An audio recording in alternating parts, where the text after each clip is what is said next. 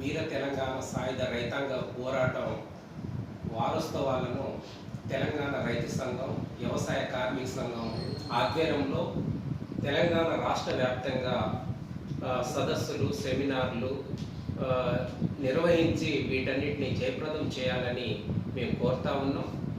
ఆనాడు భూమి కోసం, భుక్తి కోసం, పేద ప్రజల విముక్తి కోసం జరిగిన తెలంగాణ సాయుధ రైతాంగ పోరాటాన్ని ఈరోజు మతం పేరుతోటి దాన్ని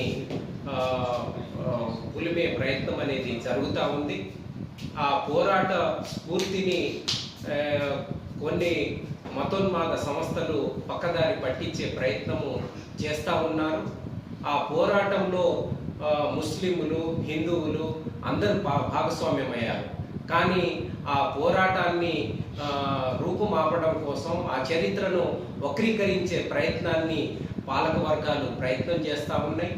నేడు కూడా ఆ రోజు భూమి కోసం ఏ రకంగా అయితే పోరాటం జరిగిందో, నేడు కూడా ఈరోజు కనీస మద్దతు ధరల కోసం, రుణమాఫీ కోసం మన దేశంలో పోరాటాలు జరుగుతున్నాయి. అందుకని ఇప్పుడు తెలంగాణ రాష్ట్రంలో ఉన్న కాంగ్రెస్ ప్రభుత్వం కూడా కౌలుదారులకు హక్కు కల్పిస్తానని ఎన్నికల మేనిఫెస్టోలో వాగ్దానం చేసింది.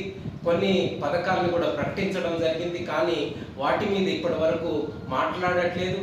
కేంద్రంలో ఉన్న బీజేపీ ప్రభుత్వము ఈరోజు రైతుల్ని భూమి నుంచి దూరం చేసే చర్యలకు పూనుకుంటా ఉంది.